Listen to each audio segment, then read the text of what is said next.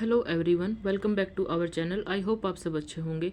तो चलिए आज हम नेक्स्ट क्वेश्चन स्टार्ट करते हैं। ज्योग्राफी में हमारे कुछ क्वेश्चंस हैं ना प्रीवियस ईयर के जो दिए हुए हैं लूसेंट में, उनको स्टार्ट करते हैं। जैसे ये क्वेश्चन कंप्लीट हो जाएंगे फिर हम नेक्स्ट टॉपिक पे आ जाएंगे, ठीक है। तो चलिए देखते हैं। हमने अच्छा जी, यहाँ पर देखो, पृथ्वी सूर्य के परितः अपनी कक्षा में लगभग किस गति से चक्कर लगाती है। तो देखो ये कह रहा है कि पृथ्वी सूर्य के परितः अपनी कक्षा में लगभग किस गति से चक्कर लगाती है। और ये ना एंगल में बात दे रखी है कि भाई जब चक्कर लगाती है ना तो ये क्या कोण है इसका, तो 1 डिग्री प्रतिदिन घूमती है, ठीक है ना। मतलब जब सूरज का चक्कर लगा रही है ना पृथ्वी, ठीक है, तो एक दिन में वो 1 डिग्री आगे बढ़ जाती है, ठीक है, समझ रहे हो। फिर नेक्स्ट डे 1 डिग्री, फिर ऐसे करते करते 360 डिग्री का पूरा चक्कर पूरा हो जाएगा ना सूरज के चारों ओर। तो एक दिन में कितने 1 डिग्री चलती है वो, ठीक है। ये एंगल में बात कर रखी है इन्होंने, उसको कोण में कन्वर्ट कर रखा है, ठीक है। चलिए नेक्स्ट देखते हैं। सूर्य के चारों ओर पृथ्वी के परिभ्रमण की चाल। अच्छा, जब सूरज के चारों ओर चक्कर लगा रही है हमारी पृथ्वी, उसको उसका परिभ्रमण काल कहते हैं, बताया था मैंने आपको। तो अब कुछ स्टेटमेंट दी गई है और पूछा गया इनमें से कौन सी बात सही है। तो वर्ष भर एक समान रहती है। दूसरा दिया है अधिकतम होती है जब पृथ्वी सूरज के निकट होती है। तो देखिए बी स्टेटमेंट सही है। जब पृथ्वी सूरज के चारों ओर अपना परिभ्रमण कर रही होती है ना, तो जब वो सूरज के पास आती है ना, घूमते घूमते अपने ऑर्बिट में से जैसे सूरज के पास आती है तो उसकी स्पीड थोड़ी बढ़ जाती है। समझ गए आप लोग, ठीक है, तो थोड़ी बढ़ जाती है। चलिए नेक्स्ट देखते हैं। पृथ्वी के भ्रमण की गति अब 27 किलोमीटर प्रति घंटा फैक्ट है, मैंने बताया था आपको, है ना, सॉरी मिनट 27 किलोमीटर प्रति मिनट, ठीक है। अच्छा जी, मतलब 1 मिनट में 27 किलोमीटर चलेगी। भूमध्य रेखा पर पृथ्वी का व्यास कितना है। देखो भूमध्य रेखा कौन सी रेखा है, जो पृथ्वी को बिल्कुल बीचों बीच से गुजरती है ना। अभी मैं आपको बताऊंगी जब हमारा ये आएगा ना अर्थ का, जब कराऊंगी मैं अक्षांश देशांतर वगैरह कराऊंगी, उसमें भूमध्य रेखा क्या है, ठीक है, इसी को विषुवत रेखा भी बोलते हैं हम, कर्क रेखा क्या है, मकर रेखा क्या है, इन सब रेखाओं के बारे में बताऊंगी बिल्कुल अच्छे से। आप लोगों को ना बहुत मजा आने वाला आगे ज्योग्राफी में। बस एक बार ये क्वेश्चन कंप्लीट कर लो फिर नेक्स्ट बढ़ेंगे, ठीक है। तो जो पृथ्वी के बीचों बीच से गुजरती है ना, उसको बोलते हैं हम भूमध्य रेखा, यानी कि इक्वेटर, इंग्लिश में बोलेंगे इक्वेटर, हिंदी में भूमध्य रेखा या फिर विषुवत रेखा, ठीक है। तो उसका पृथ्वी का व्यास क्या है भाई, मतलब भूमध्य तो क्या है 12,800 किलोमीटर। ये फैक्ट है, ये पूछा जाता है 12,800 किलोमीटर, ठीक है। चलिए नेक्स्ट देखते हैं। अच्छा जी, अब पूछा है सूर्य की परिक्रमा के दौरान पृथ्वी सूर्य से अधिकतम दूरी पर किस महीने में होती है। कह रहा है कि जब सूरज की परिक्रमा कर रही है पृथ्वी तो वो सूरज से सबसे ज्यादा दूर कब होगी, ये पूछ रहा है, ठीक है। तो देखिए सबसे नजदीक होती है तो कब होता है, उपसौर होता है, और वो कब होती है, जनवरी में। देखो ये है ना पृथ्वी की उपसौर की स्थिति किस महीने में होती है, तो जब सबसे पास होती है ना पृथ्वी, वो तो होती है जनवरी के महीने में। और उसी को जब पृथ्वी सूरज के सबसे ज्यादा नजदीक हो तो उसको बोलते हैं उपसौर, और वो कौन से महीने में होता है, जनवरी में होता है, ठीक है, मतलब जो बिल्कुल ठंड का महीना है। और जब सबसे दूर होती है उसको बोलते हैं अपसौर, ठीक है, और वो कौन से महीने में है, जुलाई के महीने में है। कौन से में, जुलाई के महीने में है, ठीक है। अच्छा जी, तारे पूर्व से पश्चिम में किस कारण दिखाई देते हैं, क्योंकि हमारी जो पृथ्वी है वो पश्चिम से पूर्व घूम रही है, इसीलिए हमें तारे पूर्व से पश्चिम दिखाई देते हैं, ठीक है। अब देखो अभी क्वेश्चन में लिखने का कुछ है नहीं, मैं ऐसे बोल के समझा रही हूँ, आप मेरे शब्दों पे ध्यान दें, ठीक है। तो चलिए नेक्स्ट बढ़ते हैं। जब कराऊंगी मैं टॉपिक आप अच्छे से कराऊंगी, टेंशन मत लेना। नेक्स्ट क्वेश्चन है, गोलाब पृथ्वी ध्रुवों पर चपटी है, मतलब जो पृथ्वी है हमारी वो गोलाब है ना, गोलाब आकार की है, ठीक है। और ये क्यों है, पृथ्वी का भार ध्रुवों पर सबसे अधिक है और विषुवत रेखा पर न्यूनतम है।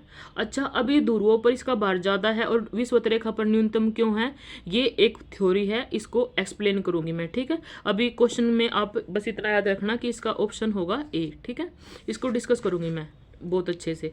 पृथ्वी अपने अक्ष पर घूमती है, पृथ्वी अपने अक्ष पर कैसे घूमती है भाई, पश्चिम से पूर्व, सबको पता है ना, पश्चिम से पूर्व, ठीक है। आकार की दृष्टि से पृथ्वी सौरमंडल में कौन सा ग्रह है, तो मैंने बताया था, देखो जो क्लास 3rd है ज्योग्राफी की, उसमें मैंने बताया था कि आकार की दृष्टि से पृथ्वी 5वें नंबर पर आती है, ठीक है, कौन से नंबर पर आती है? 5वें नंबर पर आती है। लेकिन अगर सूर्य से दूरी के अनुसार देखें तो 3रे नंबर पर आती है। ठीक है, किस ग्रह को नीला ग्रह कहते हैं? भाई हमारे पृथ्वी को नीला ग्रह बोला जाता है। और क्यों बोला जाता है? हमारी पृथ्वी पर पानी है, इसी वजह से ये नीली दिखाई देती है जब हम ये देखते हैं, तो इसीलिए इसको नीला ग्रह बोला जाता है।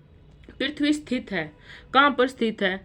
पहला ऑप्शन दे रखा है शुक्र और मंगल के मध्य। वैसे आंसर तो यही हो जाएगा ना भाई। देखो बुध, शुक्र, पृथ्वी, मंगल, ठीक है, ऐसे ग्रह है ना। तो पहले बुध आता है, फिर शुक्र आता है, फिर पृथ्वी और फिर मंगल, यानी कि शुक्र और मंगल के बीच में पृथ्वी होगी ना। अच्छा थोड़ा लिख के बताती हूँ, रुको, यहाँ पर ध्यान दो आप। देखो ये है बुध ग्रह, ये शुक्र ग्रह है, ठीक है, ये हमारी पृथ्वी है और फिर ये मंगल ग्रह। लेकिन पृथ्वी किन दो ग्रहों के बीच में है? वीनस और मार्स। वीनस को बोलते हैं हिंदी में शुक्र ग्रह, मार्स को बोलते हैं मंगल ग्रह। तो शुक्र और मंगल के बीच में होगी ना ये, ठीक है, समझ आ गया। तो देखो अब ऑप्शन क्या हो जाएगा इसका? ऑप्शन नंबर ए हो जाएगा, शुक्र और मंगल के मध्य। ठीक है, नेक्स्ट देखते हैं, किस दिन पृथ्वी सूर्य के सबसे निकट होती है? तो देखो मैंने आपको पता है ना, महीना पता है ना आपको, किस दिन सूरज के सबसे निकट होती है? जनवरी। और तो कब होती है? 3 जनवरी को। 3 जनवरी को पृथ्वी सूरज के सबसे ज्यादा पास होती है, सबसे नजदीक होती है। ठीक है, चलिए नेक्स्ट देखते हैं, पृथ्वी सूर्य से अपनी अधिकतम दूरी पर कब होती है? अच्छा जी, पास तो होगी 3 जनवरी को। देखो ये भी क्वेश्चन पूछा हुआ है एसएससी में 2015 में, और अब पूछ रहा है पृथ्वी सूरज से अधिकतम दूरी पर कब होती है। तो आपको ना अगर महीना भी याद है ना, तो आपको डेट के रखने की बात याद नहीं, बस 2 चीजें याद रखना आप, कि जनवरी में सबसे पास है और जुलाई में सबसे दूर है। ठीक है, तो देखो अब जुलाई कहाँ दे रखा है इसमें? 4 जुलाई, यानी कि 4 जुलाई को पृथ्वी सबसे दूर है और 3 जनवरी को सबसे नजदीक है। ठीक है, ये दोनों याद रख लेना, देखो प्रीवियस ईयर में आए हुए क्वेश्चन है ये। ठीक है, अच्छा चलिए नेक्स्ट देखते हैं, पृथ्वी सूर्य के इर्द गिर्द परिक्रमा करती है। अच्छा जी, अब जब पृथ्वी है वो सूरज के चारों तरफ चक्कर लगाती है, तो वो कितने टाइम में लगाती है?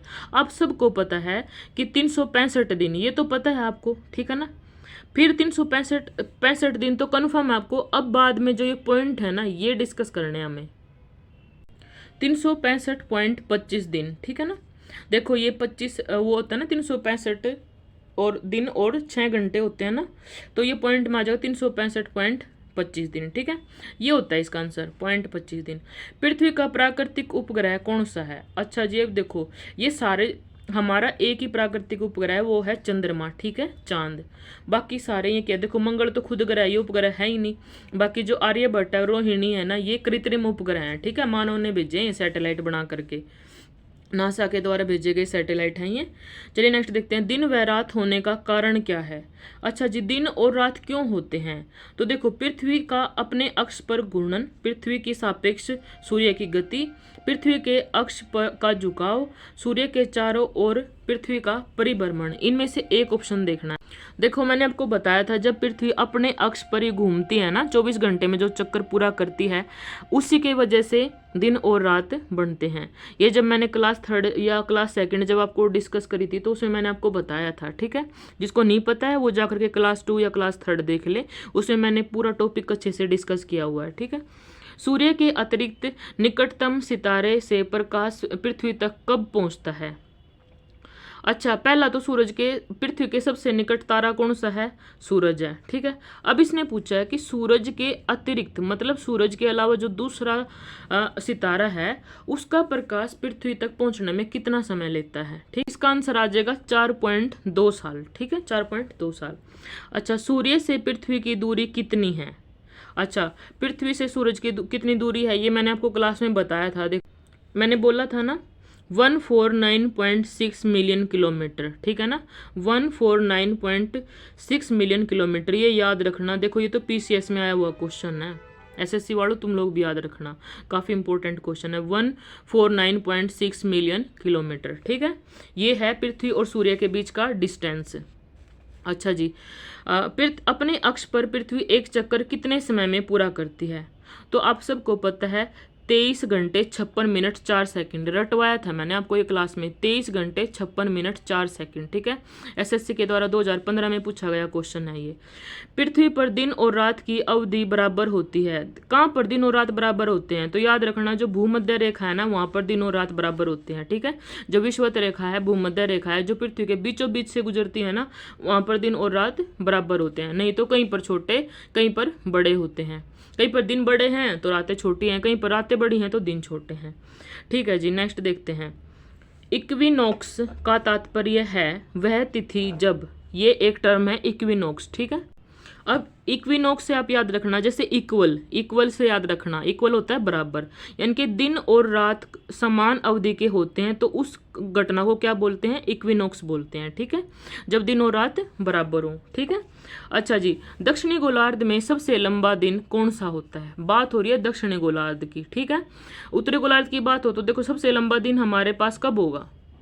जून के महीने में होगा, ठीक है। तो अब जब बात आती है दक्षिणी गोलार्ध की, तो दक्षिणी गोलार्ध में सबसे लंबा दिन कब होगा? 22 दिसंबर होगा, क्योंकि जब दक्षिणी गोलार्ध होता है ना, तो हमारे यहाँ पर ठंड हो रही होती है और वहाँ पर गर्मियाँ हो रखी हैं, सूरज दक्षिणायन में जा चुका होता है, ठीक है। तो इसीलिए वहाँ पर दिन बड़ा होगा, क्योंकि जहाँ सूरज होगा वहीं पर तो दिन बड़ा होगा, और तो इसीलिए 22 दिसंबर को। और ये सब होते क्यों है ये भी मैं समझाऊंगी, कॉन्सेप्ट है, बहुत अच्छे से बताऊंगी, ठीक है।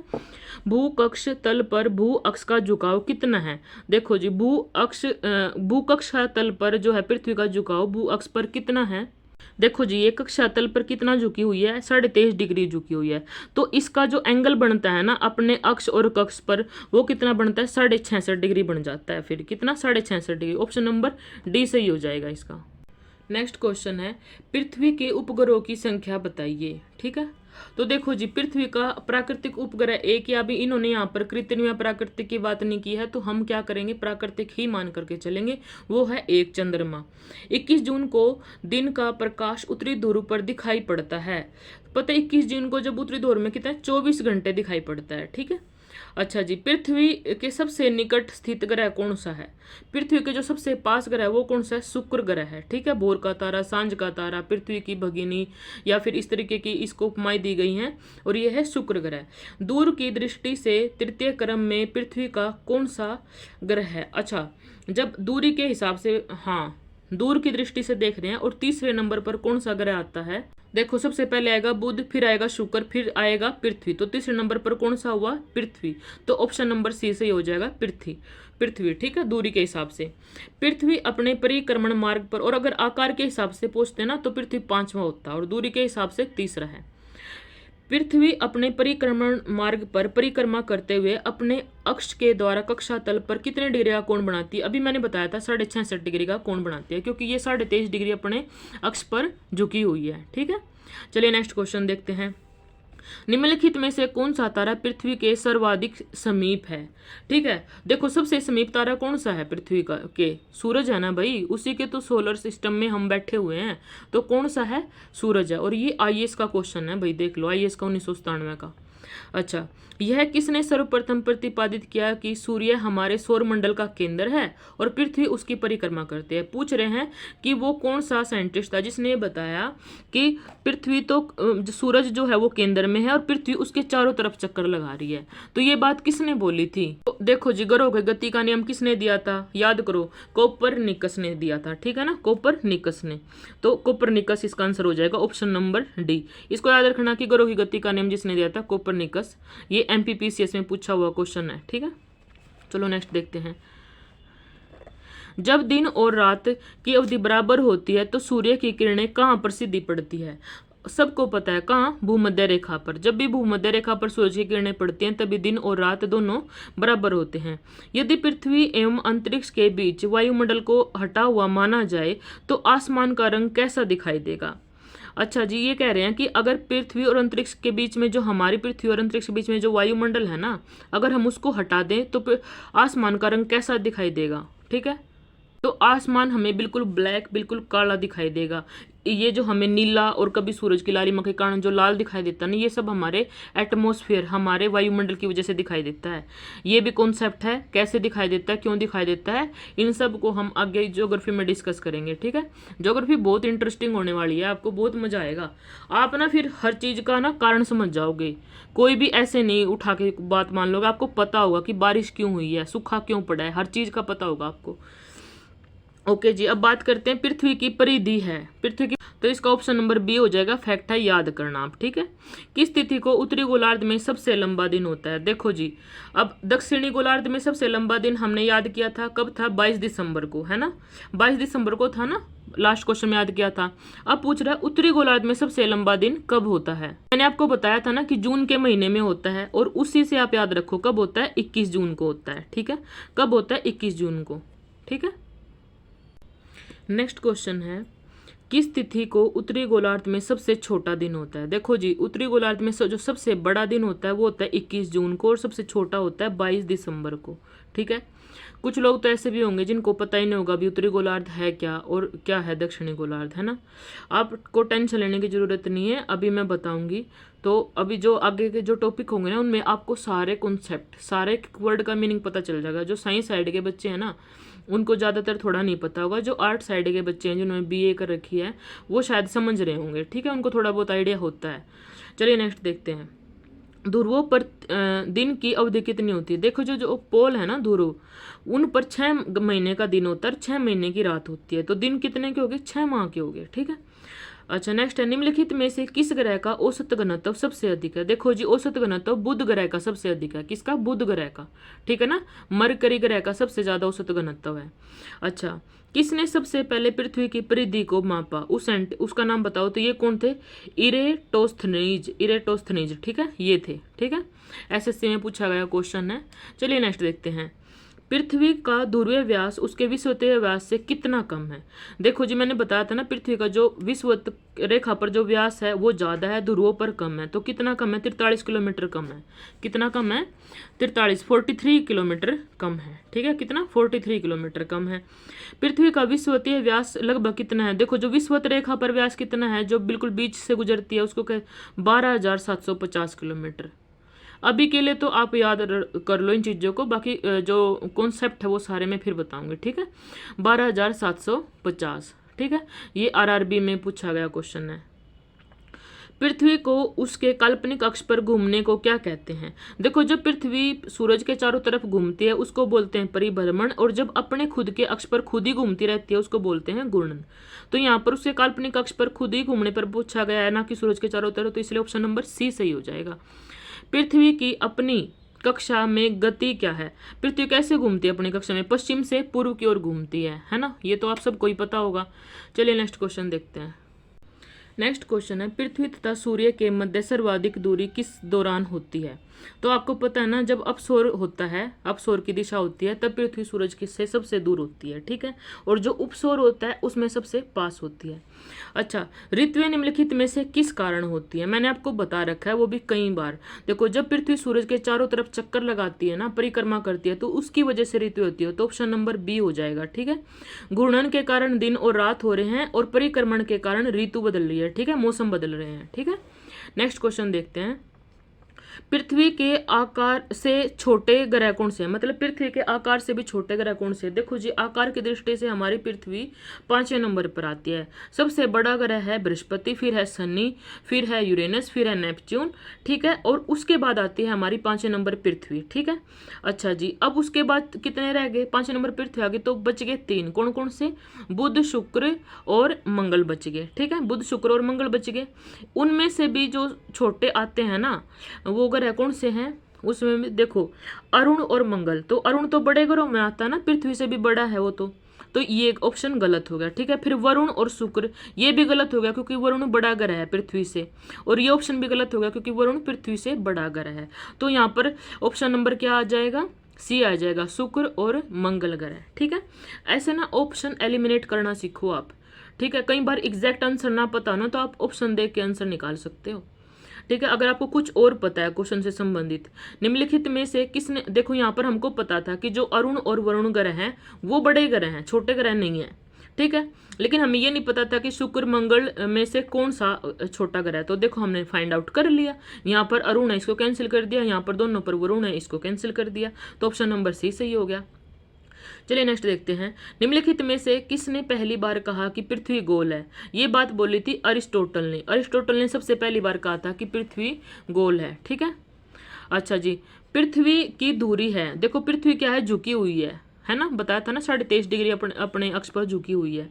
पृथ्वी के अतिरिक्त किस ग्रह पर वायुमंडल पाया जाता है। देखो हमारी पृथ्वी के अलावा ना मंगल ग्रह पर वायुमंडल है, एटमॉस्फेयर है, ठीक है, मंगल ग्रह पर। और ऐसी इसलिए इतनी सारी रिसर्च मंगल ग्रह पे हो क्यों रही है, क्योंकि उनको लगता है कि मंगल ग्रह पर भी जीवन पॉसिबल हो सकता है, ठीक है।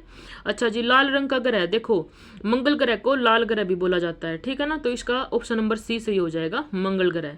मंगल ग्रह को क्या बोला जाता है, लाल, जैसे पृथ्वी को बोला जाता है नीला, ठीक है, शनि ग्रह को पीला। चलिए नेक्स्ट देखते हैं, और जो अब हमारा लास्ट का है नेपच्यून, उसको बोला जाता है हरा ग्रह, ठीक है। अच्छा, पृथ्वी के अतिरिक्त किस ग्रह पर मानव उपस्थिति की संभावना है। तो अभी मैंने बताया किस पर है, मंगल ग्रह पर उपस्थिति की संभावना है, ठीक है।